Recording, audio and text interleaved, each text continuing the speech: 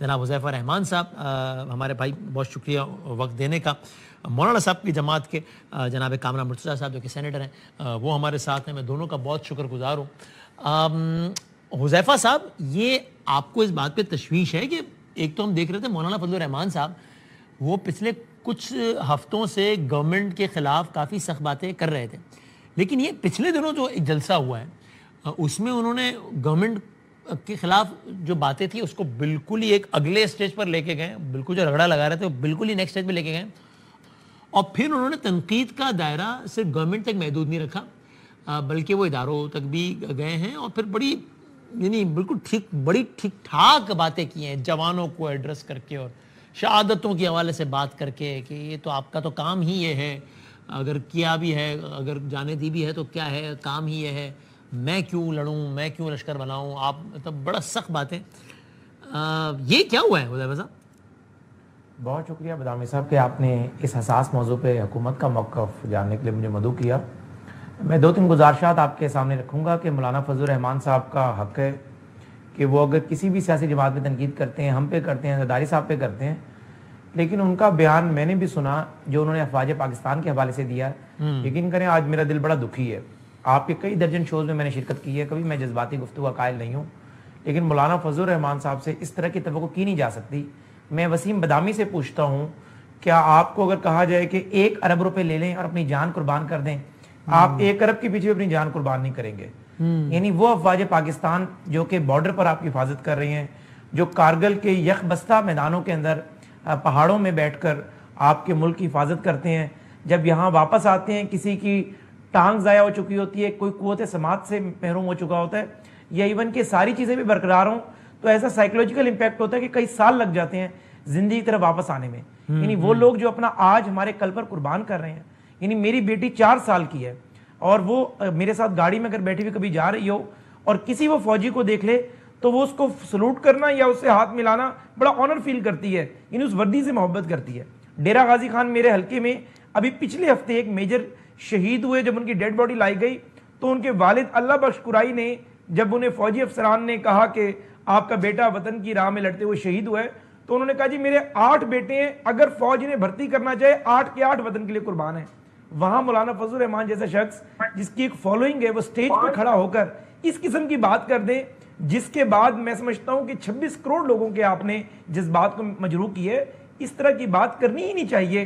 اور آپ خاص طور پر میں at the cost of repetition آپ کو بتا دوں کہ جی آئی فے کے اندر سینکڑوں لوگ ایسے ہیں جن کے بچے جو ہے وہ فوج میں آفیسر رینک کے اندر بھی ہیں اور نچلے رینک کے اندر بھی ہیں، اور وہ سارے لوگ یعنی مولانا صاحب تو یہ بات جانتے ہیں کہ یہ فوجی جو اپنی جان قربان کرتے ہیں، شہادت کا نذرانہ دیتے ہیں، یہ کس وجہ سے دیتے ہیں. یعنی بھارت کی فوج اور ہماری فوج میں کیا فرق ہے؟ بھارت کی فوج کے پاس وہ جذبہ متحرکہ نہیں ہے، وہ جذبہ متحرکہ ہمیں قرآن پاک دیتا ہے، وہ جہاد کا جذبہ، وہ وطن کے لیے لڑنے کا جذبہ، وہ اپنے لوگوں کی حفاظت کرنے کا جذبہ. اور آپ اسے کہیں کہ جی آپ تنخواہ کے لیے سارا کچھ کر رہے ہیں. میں سمجھتا ہوں کہ مولانا صاحب کی طرف سے اس کی وضاحت آنی چاہیے، اور اس قسم کے الفاظ مولانا جس قد کاٹ کے لیڈر ہیں اگر وہ واپس بھی لے لیں گے تو کوئی اس میں قیامت نہیں آئے گی. لیکن اس قسم کی بات ہم لوگوں کو کرتے ہوئے اجتناب کرنا چاہیے، کیونکہ اس سے ہم ان شہداء کے جو فیملیز ہیں ان کے زخموں پہ نمک چھڑکتے ہیں جنہوں نے اپنے قیمتی لال جو ہے اس ملک کے لیے قربان کیے. تو آج مولانا صاحب کے بیان سے میرا دل تو بہت دکھی ہے. جی یہ کامرہ مرتضیٰ صاحب، آپ سمجھتے ہیں کہ یہ جوش خطابت میں کچھ ایسا کہا ہے کہ جس میں الفاظ کا چناؤ بہرحال کچھ بہتر یا مختلف ہو سکتا تھا مولانا صاحب کا؟ ایسا ہے کہ اس کا پس منظر شاید لوگوں کو نہیں پتا.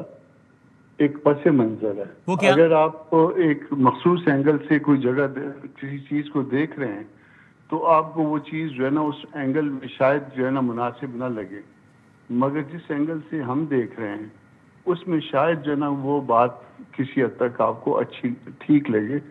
اس کو آپ ایک اور میں اس کی مثال دے دیتا ہوں. چند دن پہلے محمود خان صاحب کی ایک سٹیٹمنٹ پہ، اسی طرح کے سٹیٹمنٹ پہ بہت لے دے ہوئی تھی. ہم جہاں پہ رہتے ہیں وہاں اس میں جو حالات چل رہے ہیں اس کا ایک بیک گراؤنڈ ہے. اس بیک گراؤنڈ میں کچھ جو ہے وہ عام لوگوں تک کہا جاتا ہے اور اس کے جواب میں پھر جو ہے وہ کچھ لوگ اس طرح سے کر لیتے ہیں اور کچھ لوگ اس طرح کا جواب دیتے ہیں. تو یہ ساری باتیں یہ میڈیا پہ کرنے کی نہیں ہیں، آپ کسی وقت بے شک اگر کسی وقت مجھے ٹیلی فون کر لیجیے، میں آپ کو بتا دوں گا کہ یہ اصل اس کا پس منظر کیا ہے.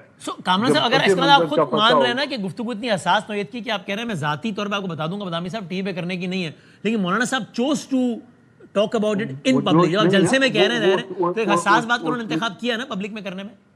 اس میں وہ ظاہر ہے کہ وہ بات جو ہے نا، جو کچھ کہا جا رہا ہے بلوچستان میں یا خیبر پختونخوا میں، یا جن چیزوں کی تشکیل کی بات کی جا رہی ہے، وہ پھر مولانا کے اسٹیچر کے آدمی کو ان چیزوں کو روکنا ہوتا ہے. اگر وہ یہ بات آج نہیں کریں گے، آج ان معاملات سے روکیں گے نہیں لوگ، تو پھر کل آپ کے یہاں شاید جو ہے بہت بڑے مسائل جنم لیں.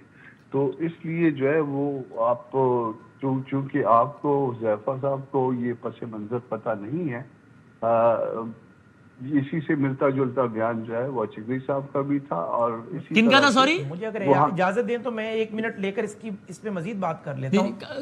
کامران مرتضیٰ صاحب ایک تو بہت حذیفہ صاحب رسپونڈ کریں گے. سوری میں آپ کی بات، آپ نے کہا کہ اس سے ملتا جلتا بیان کس کا تھا کامران صاحب؟ محمود خان اچغری صاحب کا. اچھا اچغری صاحب. اچھا ٹھیک جی. حذیفہ صاحب وانٹس ٹو رسپونڈ. جی حذیفہ صاحب کہے گا. میں صرف اتنا کہوں گا کامران صاحب GOI کا ان موضوعات پر بھی دفاع کرتے ہیں جن پر دفاع کرنا بہت مشکل ہو جاتا ہے اور بڑی مدلل بات کرتے ہیں. یعنی آج میری گفتگو یا آپ کے سوال پر ان کے پاس بھی کھل کر الفاظ نہیں تھے. انہوں نے کہا میں آف دا ریکارڈ آپ کو بتا دوں گا. بات مولانا صاحب کی کسی گلے کی نہیں ہے. یعنی آپ بھی گلہ شکوہ کر لیتے ہیں، آپ اپنے اداروں سے بھی گلہ کر لیتے ہیں، لیکن آپ نے جس قسم کی بات کی، آپ کی ایک بہت بڑی فالوئنگ ہے. یہ بات محمود اچغری صاحب کریں تو مجھے نہیں پتا انہوں نے کی ہے یا نہیں کی، لیکن محمود اچغری صاحب کی اس لیول کی فالوئنگ نہیں ہے. مولانا صاحب کی اتنی بڑی فالوئنگ ہوتے ہوئے آپ جب اس قسم کی بات کرتے ہیں جس بات کی دلیل آپ کے اپنے لوگ بھی نہ دے سکے، تو مجھے آپ یہ بتائیں کہ اس کے لیے آپ ایف اینڈ بٹ کا سہارا لیں کہ بیک گراؤنڈ یہ چل رہا تھا یا ہمیں تشکیل دینے کے لیے کہا جا رہا تھا یا کوئی ہمیں گروہ بنانے کے لیے کہا جا رہا تھا. یعنی آپ کسی بندے کی وطن کے لیے محبت اور اس جذبے کو آپ ٹرانسلیٹ کر دیتے ہیں کسی مٹیریلسٹک چیز سے. تو کل مجھے آپ یہ بتائیں کہ آپ تو کل مجھے بھی کہیں گے کہ حذیفہ رحمان تنخواہ لے رہے تو وطن کا دفاع کر رہا ہے، مولانا فضل الرحمان صاحب تنخواہ لیتے تھے تو کشمیر کمیٹی کے چیئرمین تھے، کوئی احسان نہیں کر رہے تھے، اور کوئی وزیر تنخواہ لے رہا ہے. مقصد یہ کہ ہم سب لوگ جس کو جہاں جہاں ذمہ داری ملی ہوئی ہے وہ ملک کے لیے کر رہے ہیں، اور سب سے اولین قربانی وہ شہداء وہ جوان دیتے ہیں جو فرنٹ لائن کے اوپر کھڑے ہوئے ہوتے ہیں. آپ ان کے بارے میں کسی بھی قسم کی بات کرتے ہوئے 1000 دفعہ سوچیں کہ اس کے کئی مطلب اخذ ہوں گے، اور آپ کی باتوں تو کوئی مطلب ہی نہیں ہے. ڈائریکٹ آپ نے بات کر دی کہ جی شہداء جو ہے یہ، میں تو وہ الفاظ بھی ریپیٹ نہیں کرنا چاہتا، یعنی مجھے بڑا ڈپریس ہوں میں ان الفاظ سے. میں سمجھتا ہوں کہ اس کے لیے میں نے کئی مرتبہ اپنی جماعت کا بہت سارے معاملات پر کہا کہ میں دفاع کرنے کی پوزیشن میں نہیں ہوں. میں سمجھتا ہوں کہ کامران مرتضیٰ صاحب کو بھی، چونکہ یہ سپریم کورٹ کے ایک بڑے سینئر کونسل ہے، کہنا چاہیے کہ مولانا صاحب کا یہ بیان جو ہے وہ قابل دفاع نہیں ہے. اور اگر آپ کہتے ہیں جھکا ہوا درخت ہی پھلدار ہوتا ہے، تو میں سمجھتا ہوں کہ اگر آپ اپنی کسی بات کو واپس بھی لے لیں اور اپنے فالوورز کو گائیڈ کر دیں تو اس سے آپ بڑے بنتے ہیں، چھوٹے نہیں ہوتے. یعنی آپ مفتی محمود کی لیگوسی کو لے کر چل رہے ہیں، اور اس قسم کے الفاظ جب آپ استعمال کرتے ہیں تو میں سمجھتا ہوں کہ آج اگر آپ GOI کا بھی سینٹیمنٹ اگر لیں گے، ان کے لوگوں کے اندر بھی کافی ریزنمنٹ موجود ہوگی کہ مولانا صاحب جیسے قد کاٹ کے بندے کو بات کرنی نہیں چاہیے تھی. یہ آپ سمجھتے ہیں کامران صاحب یہ